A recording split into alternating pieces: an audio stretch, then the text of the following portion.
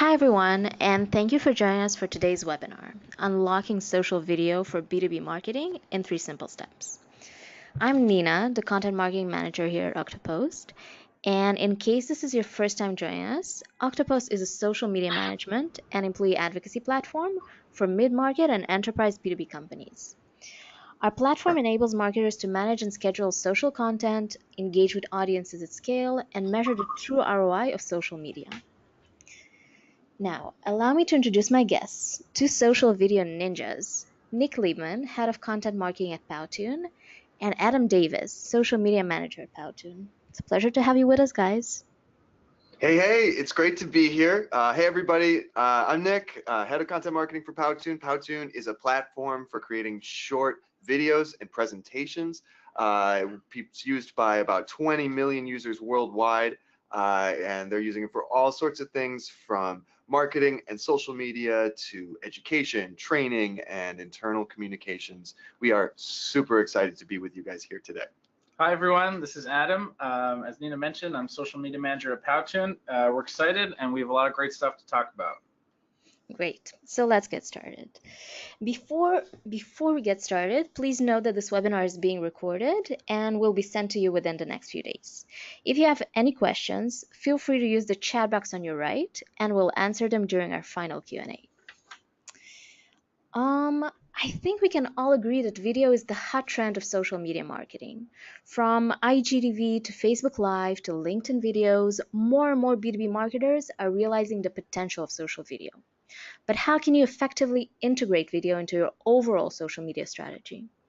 In today's webinar, we will learn how to identify the right video type for your social media goals and audience, promote your video across different social networks, and finally, measure and optimize your social video for maximum results. So let's get started with aligning the right video type with your goals and audience. While there's no silver bullet for video success, it's clear that one product explainer video won't cut it. The key is to build a strategy that aligns with your audience's needs at every stage of the journey. Looking at the funnel, we can see 3 stages. The awareness stage, where you're trying to familiarize audiences with your company's qualities, product, or service. The second stage is consideration, where you should clarify your value as your buyers continue to evaluate competitors. And the last stage is decision, where you need to persuade buyers that you're the best thing out there. Let's start with the awareness stage. This is a time to create videos that showcase who you are in order to establish trust and credibility among your audience. Awareness building videos tend to be short and digestible. Let's go through some examples. So our first example is brand videos. These are all about making people fall in love with your brand through the story of your company. You can do that by recapping your company's history in 30 seconds, explaining your core values, or revealing what makes it unique. One example that I really like is IBM. They created a video which celebrates their work culture and diversity presented by their employees. Another example is thought leadership videos. These offer a good opportunity to share interesting topics and trends in your industry, providing value to viewers. It can be an interview, a panel, or a person speaking directly to the camera. You can choose. A good example is HubSpot, which has taken its marketing and sales academy to YouTube. In those serial videos, it educates its audience on best practices and showcases its expertise. Next up, we have live videos. These can be Ask Me Anything chats or live streams from events, conferences. The attraction here is the exclusivity. Your followers get content they wouldn't have been able to get elsewhere. Outbrain recently did an MAA with their CEO, where he revealed that he's a former cow milker, which is a surprising fact to discover about the CEO of a tech company when you come to think of it. So, Adam, Nick, from your experience, what's the best video format for the awareness stage? Sure, thank you so much. I think that the ones that you identified there are key, and those are going to be very important, but there's some other ways you can be creative to capture people's attention at this stage in the funnel. One thing I would mention would be tribute videos. These are, in other words, a short tribute to someone who is interesting, someone you think is awesome, someone who embodies your brand values or is interesting to your potential target audience.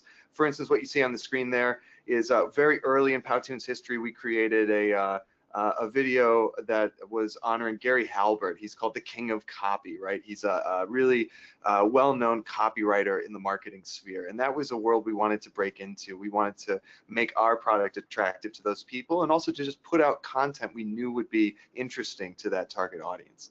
Another example are something we're calling engage videos. These are short videos. They're designed for social media. They use an eye-catching live action video in the back with short text, short, pithy, kind of like almost like a meme sort of text that evokes an emotion in your audience. It's great for anything you're putting in a social feed because it captures attention immediately, and then you can direct them to other content as well. Thanks, guys. I have to say that personally, I love your videos. They always make me laugh when I see them on social media. Awesome. So moving on. The next stage in the funnel is consideration. Now that things are looking great on the awareness front, buyers have caught on to your knowledge. It's time to wow them with your product. Your buyers want to know more about the benefits of your product, so you can present them with a challenge or pain point they may have, and then address how your product or service can fix it. The videos you'd want to create at this stage are case studies and testimonial videos. These provide real-life examples and use cases of how your product has benefited an existing client. One example that always comes to mind is Marketo. They did a video featuring their customer, FIS Global. In this video, FIS's marketing CDO, Colin Day, which you can see here, illustrated how Marketo's platform is helping them drive their marketing efforts. Another format is explainer videos. These are really popular. If your solutions or products are more complex, explainer videos can help break them into a very simple and intuitive story. Many B2B companies opt for live action, animated, or whiteboard videos, while others feature real people. WalkMe has an explainer video which clearly demonstrates the frustration employees feel when adopting new technologies and how WalkMe can help. So, Adam, Nick, do you have any insights on which format works best at this stage? Yeah, that's a really great question. I think it depends on what you're trying to communicate and who you're trying to reach. So case studies and testimonials are very personal. Here's a person, just like your target audience, right? And they had a problem that your product or service solved for them. So we want to use these where your subjects or the people that you're doing the testimonial with, they're active on some kind of social network. You can tap into the power of their network by celebrating them, not your brand, right? Now, explainers are very powerful for people who are less swayed by personal or emotional appeals, but are looking for someone who understands exactly what they're looking for, right? So an explainer video allows you to trigger all those same emotional triggers as a testimonial, but with the intention of teaching or of sharing some value with who's watching it.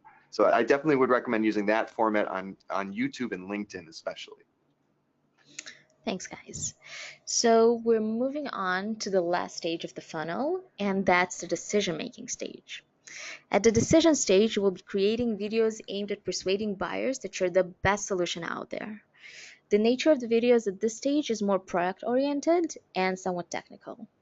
So some examples of formats you can go for are product tutorials. Research shows that a viewer's understanding of a product gets a 74% boost with video.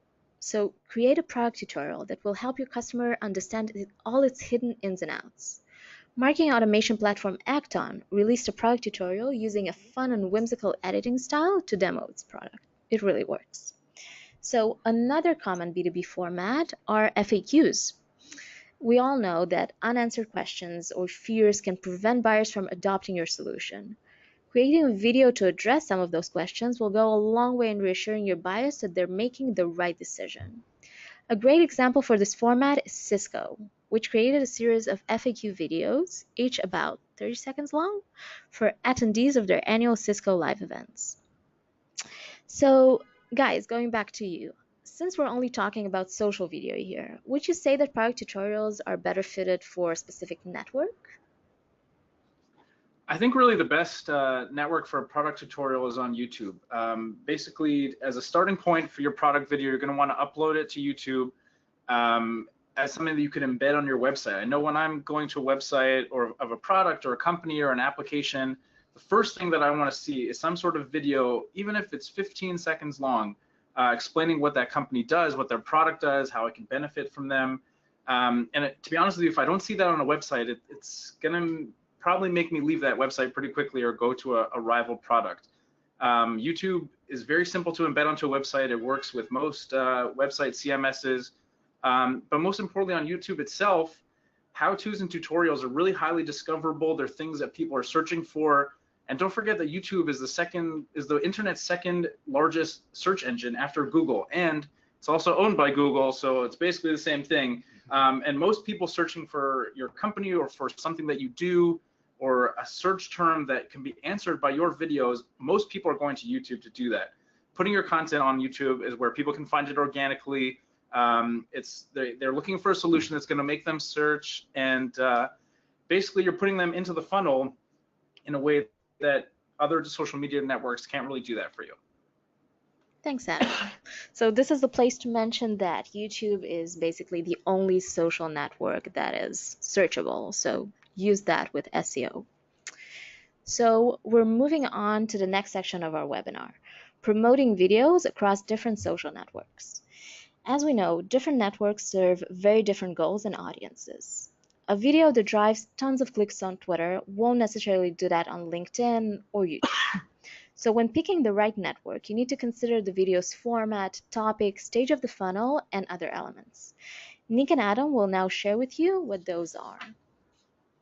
Sure, thank you so much. As Nina mentioned, when you're creating social videos, there are some elements that are going to remain consistent across every platform. This is really about creating good content, no matter where you're placing it, right? So one thing that's really important is storytelling. Human beings make sense of the world with stories, characters who go through a trial, something like that, some sort of difficulty they need to overcome. It's compelling to us, and it helps us remember what the story was about, all that information. If you want to dump a bunch of information on your audience, you're not going to make a big impact. If you tell them a compelling story, you will. Speaking of compelling, video is such a visual medium. It's so important to have something there that's really going to pop. It's really going to grab attention. That's right there, like a dog in glasses, something like that. Maybe it's incongruous, maybe it's humorous, maybe it's touching, maybe it's emotional, but you're going to want compelling visuals to help people lock into your message there, not just in the text or in the ideas, but in that visual. The next thing you want to think about is the emotional impact of what you're putting up there. Think of it as emotional marketing, if you will, right? People are interested not only in solving their problems, but they want to feel like their problem is solved. They want to feel like they've been successful. You want to create and conjure in your video, no matter where you're putting it, no matter what the purpose for it necessarily is directly, you want people to feel the emotions that you're playing. You want those emotions to resonate. Ways to do that are with music and all sorts of things, but it's an important thing to remember. We are very emotional beings, and your audience will be too. Another important thing to do is to have consistent branding, right? Your brand is a bit of your visual calling card, right? And video, since it's so visual and since it's out there, and also since you'll be able to catch people, certainly for the first couple of seconds, you're going to want to get your brand out there. Another thing to mention, detailed descriptions. This is especially important on YouTube, where, as we mentioned earlier, not only are they searchable, but it's all tied into Google as well. So there are crawlers out there who aren't necessarily going to be able to see your video, but they can see all the text. So you want to have a good description, and you also want that description to be accurate, because if people are downvoting your video or not watching it because it doesn't match the description, the algorithms won't place it as highly in search. So you definitely want to be sure that you have a detailed description that's accurate. A couple of quick things. Subtitles, you may not need this on every platform, but certainly on platforms where people may be watching without the sound on, like Facebook or something like that, then you're going to want to be sure that your message isn't lost just because people can't put the sound on where they are in their moment. People are mobile, people are all over the place, so you want to have that ability to get your message across, whether or not the person can listen. Finally, this is so important. Calls to action. You want to, no matter what the purpose of the video is and no matter which platform it's on, at the very end, you have a golden opportunity because the people who've stayed engaged with your content, they want to know what to do next. They've met you that far, so you want to tell them exactly what to do. Don't leave them hanging. Tell them subscribe, like, come to our website, sign up for a demo, call our office, whatever, call our salespeople, whatever your call to action is. Please don't leave your audience hanging no matter where you post that video. Give them a clear call to action. So continuing on along that same vein, when you're creating videos, there's a lot of different quote unquote rules or things that you have to follow for the different social media networks. We're going to take into consideration that the different platforms are very different. They have different elements and different features, and you want to ensure the highest level of performance for your videos. So starting on the left here with Facebook, there's a bunch of different ways that you can really get video across on Facebook, and obviously the one that most of us see most of the time that we're scrolling through our feed is those attention-grabbing videos, which we referred to earlier as engage videos. They're generally anywhere between 12 to 30 seconds long. They're quick. They kind of look like memes. They kind of, look like exciting little videos. You're, oh, hey, I want to see that. I want to share that. And that's one road to go down when you're sharing video on YouTube, on Facebook. Next, you're going to want to try to drive interest with a bit of a longer video. And keep in mind that this doesn't mean you're making something lengthy. It's just longer than those engage videos. So it's going to be about 1.5 to 2 minutes where you're going to be offering a little more information, giving out basically a little more to the people watching it than just a, hey, check out this video kind of 15-second thing. And then, of course, there's live videos, which, as we say, sky is the limit. Basically, you can just go nuts. You can run a live video for as long as you want. You want to have people interact with you maybe on a webinar, on a Q&A, on an event that you're hosting. At certain points, people are going to tune in and out. But as long as you're still running that video and the content is exciting, people are going to be engaged in real time. And you'll also, and pardon me to jump in, but you'll also know in real time if people aren't engaged, people won't be watching, people won't be commenting. So live video on Facebook, you also get a lot of direct feedback from your audience right away. Exactly. That's really the one thing you got to keep a check on is the engagement for these videos when you're doing live videos. But moving along to Twitter, the nature of Twitter is short and sweet, as we have the character limits for tweets themselves, but also for promoting video. You don't really want anything that's longer than 30 to 45 seconds. You want to get a message across a little longer than those shorter attention-grabbing videos, but nothing too crazy. Basically, you're using Twitter video to be to the point. You're sharing your content, and then people are just going to be scrolling on to the next thing, so you don't want to hang on to them too long. Moving to YouTube, obviously YouTube is the home base when it comes to video. It's one of the largest social networks in the world. It's one of the largest websites in the world. It's where people go to consume most of the video that they watch on a daily basis. But there still are a few things and features that you want to take advantage of. For example, there still are attention-grabbing videos or ads. You can use a specific ad template for a 6-second ad that goes on in between videos, or you can create shorter attention-grabbing videos that are, under a minute, around 40 seconds long, to keep people interested or excited and give them kind of a nugget or a teaser about your content. Of course, as we mentioned before, there's how-to videos and discoverable content. These are what people are looking for when they want to know about your company. Tell me everything I need to know. How does this feature work? What does your company do? How can I know more? 2 to 6 minutes. If you want to give more content and more explanation, you can go for a longer 5 to 6 minute video. No one's really expecting less than 1.5 to 2 minutes on these because it's not really enough time for them to know about your company. So you want to make it informative. You want to make it engaging throughout. And if it is, then people will usually watch throughout the length of this video. And then, of course, long form content. People are posting full webinars on YouTube. They're sharing Q&A sessions or speeches at events, things like that, that are going to obviously run half an hour or an hour and a half, things like that. And if people want to find that content, if they miss the event, if they miss the webinar, there's no reason that it shouldn't be on YouTube. some of the most popular channels that are on YouTube are posting 2-hour and 3-hour videos because that's the kind of content that they have, and that's what people want to see. Also, just to remember with YouTube, there are a lot of different reasons why people come to YouTube. They want to be educated about a certain thing, they want to be inspired, and they want to be entertained. And if your content isn't really falling into one of these categories, you're gonna have a hard time connecting with YouTube, with the viewers on your YouTube channel. So make sure that you have at least one of these elements in your videos, and they're gonna go a long way in terms of engagement. Of course, Instagram is the new kid on the block, and video is booming on Instagram right now. Of course, within the feed itself, you have videos that are gonna be up to, around 30 seconds. Of course, you can upload up to a minute, but you don't wanna have people watching for too long. They're not gonna make it that long on Instagram. Stories are this thing that are very exciting to a lot of users and brands, but now a lot of companies are really starting to get involved with promoting their content on Instagram stories. Each clip within an Instagram story is up to 15 seconds. You can of course add an entire story that has several 15-second clips, or you can take one video and chop it up. There's a bunch of different tools online for taking a video that you've created and chopping it into 15-second clips. But really, we were just actually here at Powtoon, we were just at an event a couple months ago of Instagram, and they were saying, everyone was talking about how Instagram stories are the future. Not only the future, they're now. If you're not getting on board with Instagram stories, you're already behind with your business.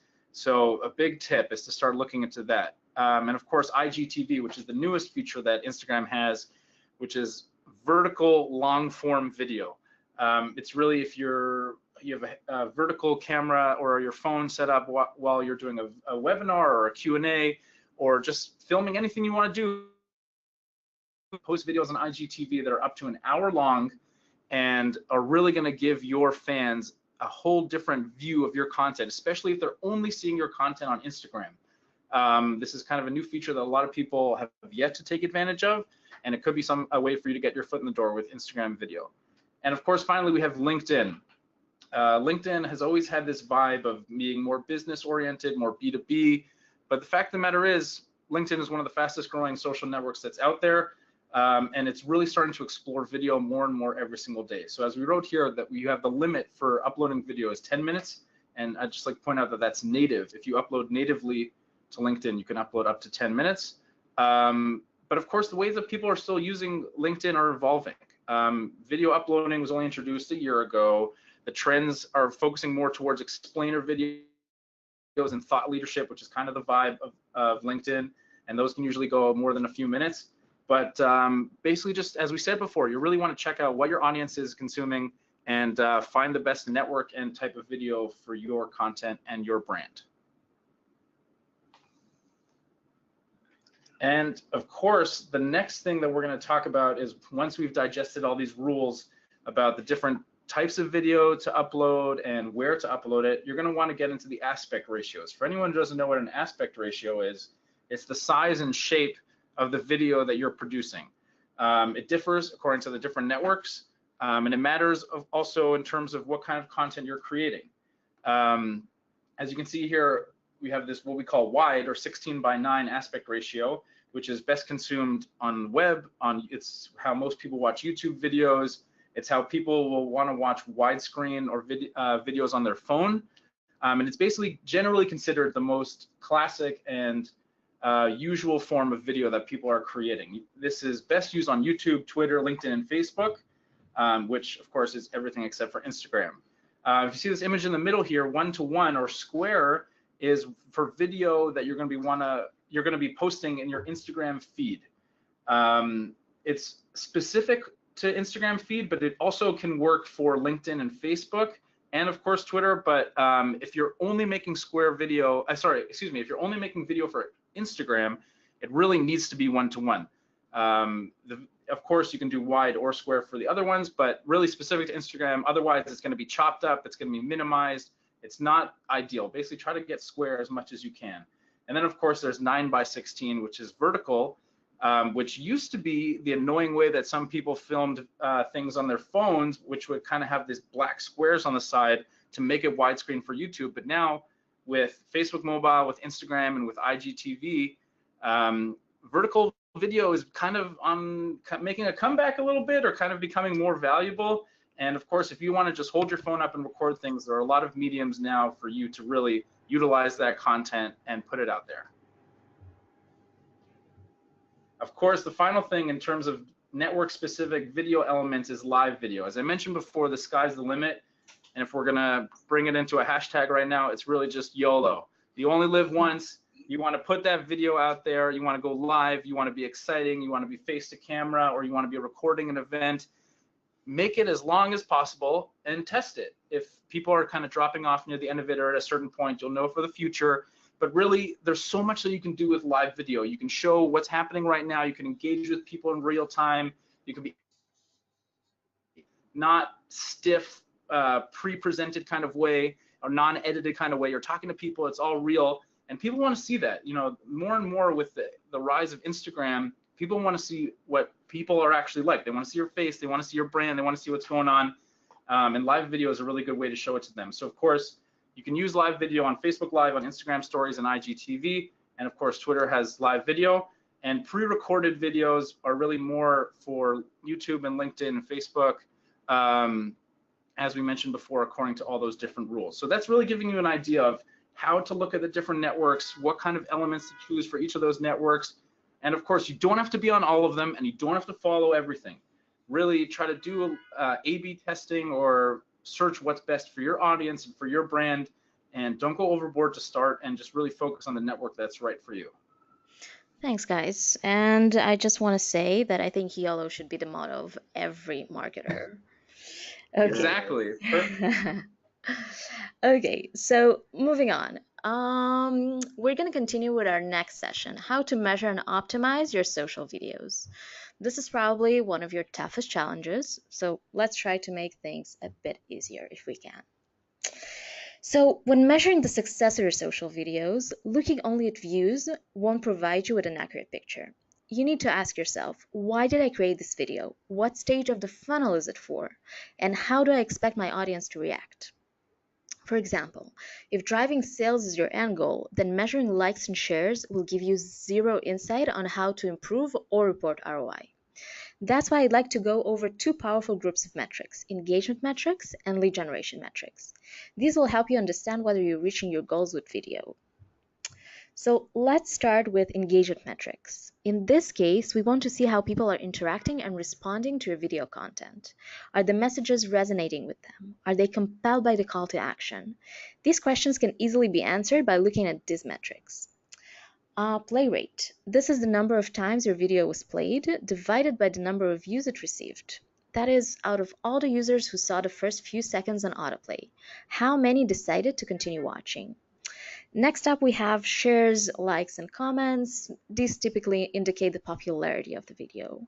And most importantly, click-through rates. This is the number of clicks on the link you included inside the video or around it, divided by the number of plays.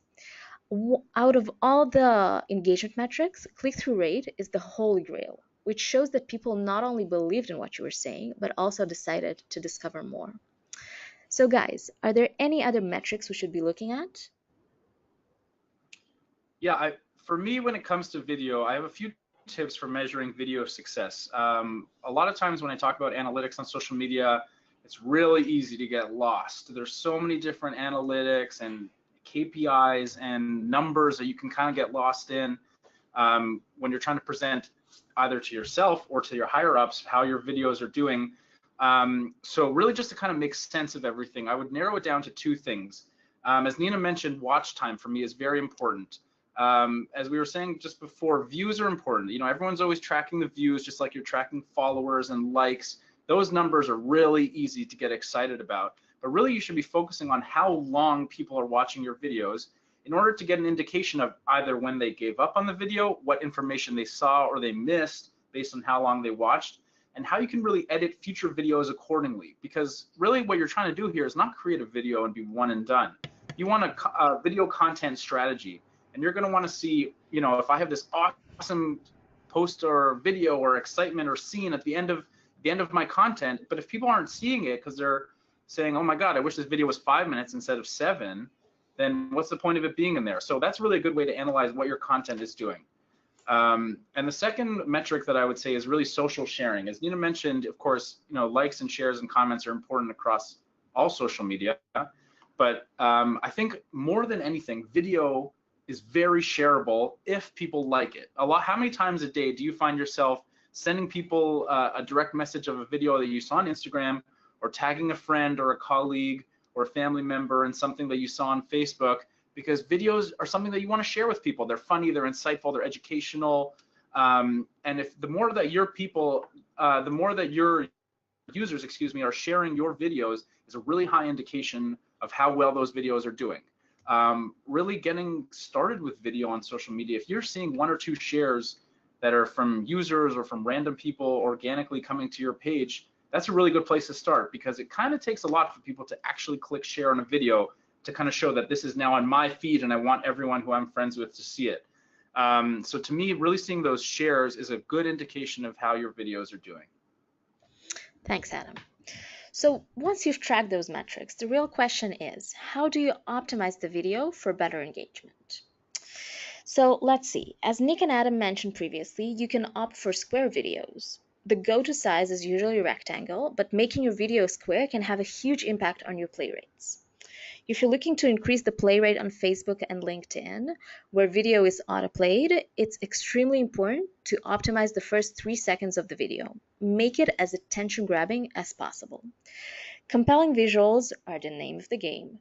Change them if your video isn't getting enough shares, likes, and comments. Now, I know that Powtoon is really big on visuals, so Adam and Nick, what is some advice that you could give our listeners about compelling visuals?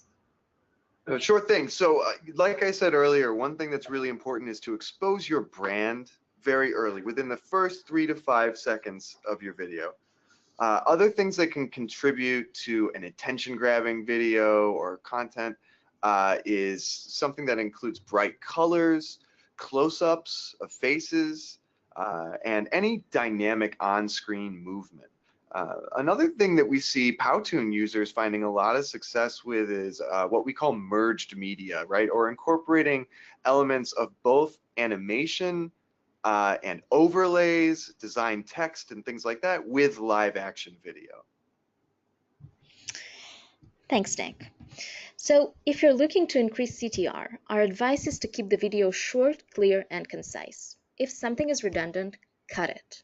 Think of it this way. If someone came across your video, watched it for 20 minutes, and then dropped off, something must have bored them.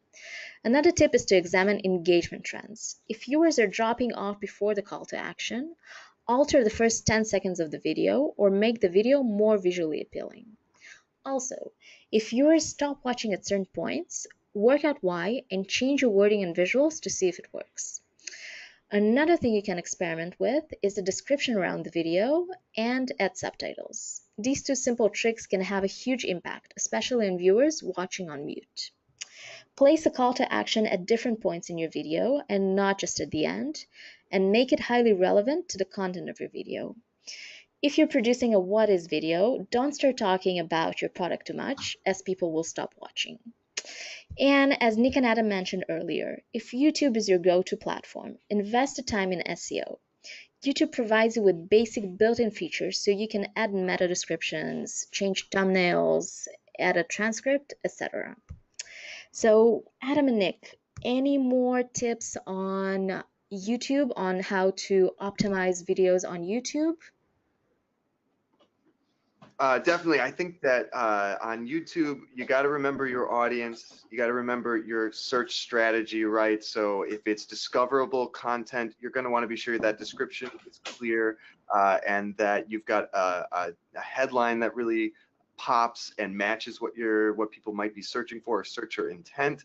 And again, that idea of merged media, of using an animated element with video, those are things that really drive people to be engaged with your content. Thanks, Nick. So let's move on to lead generation metrics, the heart and soul of your video success. Depending on the conversion types on your website, someone may have filled out a form, subscribed to your blog, made a purchase, etc. So how do you optimize conversions? If your click-through rate is high, but your conversion rate is low, then you may need to refine your call to action and make it more impactful. Next, you should ensure your video is relevant to your audience's stage in the funnel. I can't stress this one enough. Once you've got this part right, you need to make sure your video is aligned with your audience's interests and pain points. Give them compelling content they can relate to. Finally, you need to choose the right network for your video. For example, Instagram audiences value visual reach content, while a talking head usually works best on LinkedIn. So guys, I know we covered a lot of ground, but do you have any further insights on how to optimize conversion rates for different social networks? Yeah, definitely. And some of these you hit there, but a CTA, a call to action, that's going to be sure that your viewers know what to do, and that will help them have a higher conversion rate because you've told them exactly how to achieve that. Another thing, continuity. This is super important. Have some common visual element between your video content on your social platforms and your website where people are going to be going to make a purchase or go to that next stage, whatever you've defined as your conversion, right? Wherever you're leading people should feel like it's in line with their expectations. Another important thing, this is a little bit less about your video content, but it's definitely important to remember, is customer experience, right? Don't frustrate your customers. Make sure the website is easy to use and that purchase flow is clear, if in fact purchase is the conversion you're looking for. And finally, optimization. This adventure is like one part art and one part science. So you need to be able to continually optimize your creative network, right? Anything you're putting out there, you want to be sure that based on the views and the conversion metrics that you're seeing, that you're optimizing. And this is huge for tons of Powtoon users out there who are creating like multiple iterations of the same video so that they can test things like CTA placement or the pacing, where their brand exposure is and all that kind of stuff. So the ability to be able to do multiple versions of a video to really optimize and see where you can make it better and where audiences are connecting with it, that'll drive conversions as well. Another thing that we talk about in the Powtoon offices is this idea of a scavenger hunt. You're creating content for your business, whether it's video content or written content on a blog or your website, and you want everyone to see it, and you want everyone to see all of it. So why not create a system where you're sending people through, from one content that you've created to another. You have this video, this how-to, this product video that we talked about at the beginning of this webinar. People are coming to your website, they're seeing this video. Okay, now I get it. I know what this company does. And then at the end of the video, you have a CTA that's leading to a blog post of something that you want them to read as kind of the next stage of your business, onboarding or explaining what your business does. And then from that blog post, there's a link to another page on your site. That could be the purchase page. It could be another page explaining what you're really going to want to do. Of course, this doesn't only work with your website content. You could do this across different social media networks. You have an Instagram story that's saying, hey, swipe up to check out this link, which leads to a YouTube video or to a Facebook post. Basically, you're deciding where the user goes and what content they see. And if you're kind of leading them and putting in these call to actions and directing them where to go, then if the content is interesting, they're going to want to look and continue along the scavenger hunt and hopefully eventually reach that point where they say, you know what, this brand or this product or this company is solving a pain point that I have. And if you've kind of led them through that whole process, and that's really a win, and your content is getting seen by a lot of people and a lot of times by the same people. It can also, if I could add just briefly, can add this sort of feeling that your brand is everywhere. And not only is it everywhere, but it's everywhere with content that's right for that channel. And that's gonna have sort of a meta impact on people. That's gonna make them want to trust you and your brand even more. Thanks, guys. I think that the scavenger hunt concept is definitely a valuable one for marketers. So now that we've covered the process of measuring and optimizing your social videos, let's see how you can really maximize the insights gleaned from your video analytics in order to improve additional marketing programs. If you're using a marketing automation platform, you know that it's hungry for qualified leads and valuable data on those leads. chances are your marketing ops team keeps on feeding you demographic and psychographic information to improve the lead profiles. This helps them understand the lead's content preferences, their top of mind interests, and what makes them go wow when they think of your product. So it only makes sense to leverage the buyer level insights you get from video and use this information to improve the way you score, nurture, and attribute leads in your marketing automation platform. But what does this actually mean? Let's try and break it down. First off, growing your database with more qualified leads. When your social media manager platform is synced with your marketing automation system, any lead you generate through video automatically gets pushed to your lead database in Marketo, Eloqua, Pardot, or whichever platform you're using. Next up, we have improving scoring and qualification of leads.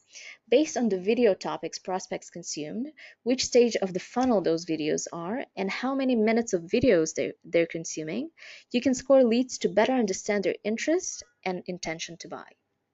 So another way to get more from social video is by building a more personalized experience with targeted nurturing.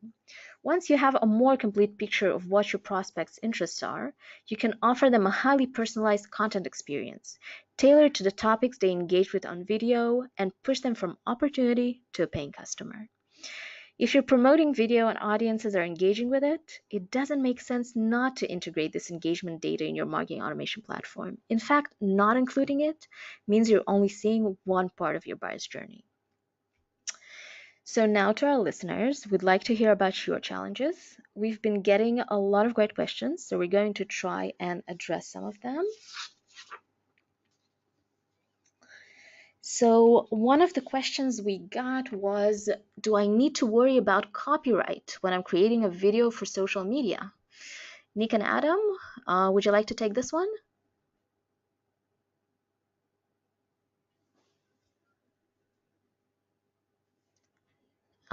Nick and Adam, are you with us? Just a second, folks. Sorry about that. We had a little mic snafu, but thanks for your patience. Yeah, copyright. This is really important. Even though social media, it doesn't necessarily feel as polished or as official as something you're putting on your website or something that you'd be printing or something like that. You, in fact, yes, you need to follow copyright laws, especially if you're a business. Because it's only good business, and if you yourself produce intellectual property, you probably don't want other people stealing it. So that's definitely important. But the other reason is, if you're infringing on other people's copyright, they can report you to the social platforms, and eventually not only will your content get pulled for violating copyright, but you'll be banned from the platform. So please be sure, either, if you've got a tool like Powtoon that's got a lot of royalty-free content in it that you get with your subscription, or whether you've got other ways to obtain rights-free or resell rights, commercial rights, media, please be sure that you do that. Thanks, Nick. So another question we got is actually about something we discussed, aspect ratios. So what kind of aspect ratios are available in Powtoon? Okay, so when you're creating a video, as we mentioned before, it really makes sense to optimize the size of it and how it's going to look in the different networks. And at Powtoon, when you're creating a video with us, we have currently what we call standard wide, which is 16:9. We have the ability to create square videos and, of course, vertical videos that are 9:16.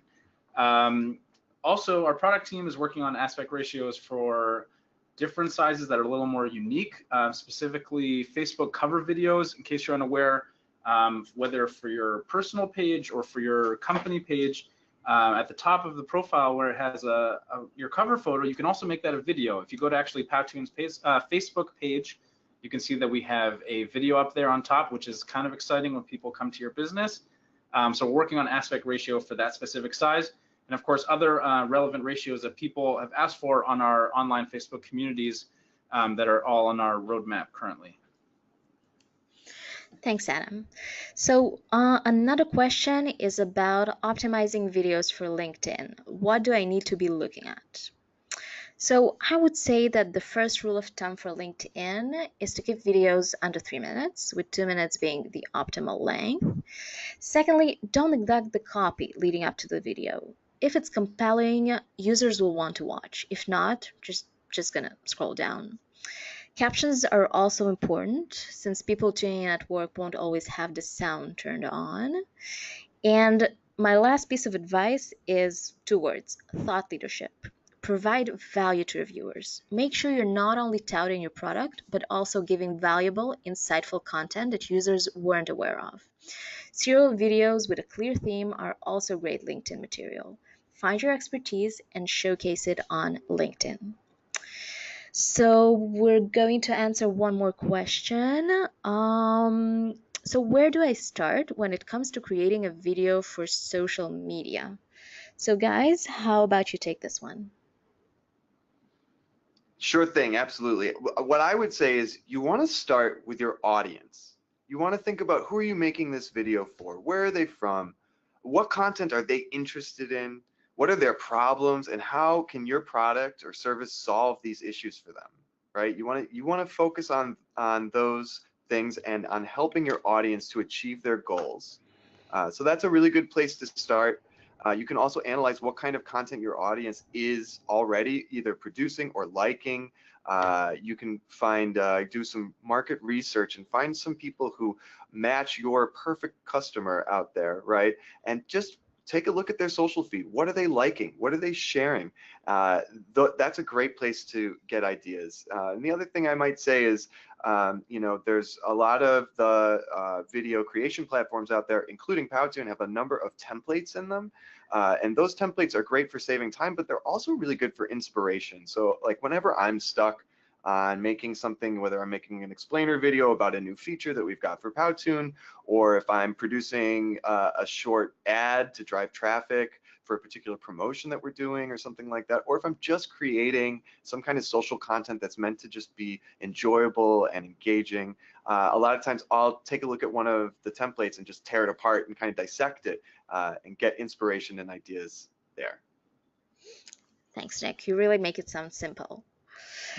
So our last question is, how can I track conversions inside Octopost? So with a simple setup, Octopost not only allows you to track conversions that originate from social interactions around the video, such as if you include a URL to a landing page or a web form in the YouTube video description. For every video conversion that Octopost tracks, you can drill down the analytics to see exactly which social network, campaign, profile, and post the conversion came from. So this is all. This is all the time we have for questions, unfortunately. If we didn't get to yours, we will get back to you via email. So first of all, thank you to all the marketers who tuned in, and we hope you enjoyed our webinar. And a big thank you to Nick and Adam from Powtoon for co-hosting this webinar with me. Thank you, guys. You're welcome. Glad to be here. Thanks. If you have any questions, or if you'd like to hear more about how Octopost or Powtoon can help you execute a social video strategy, feel free to contact us. Hope to see you next time. Bye-bye.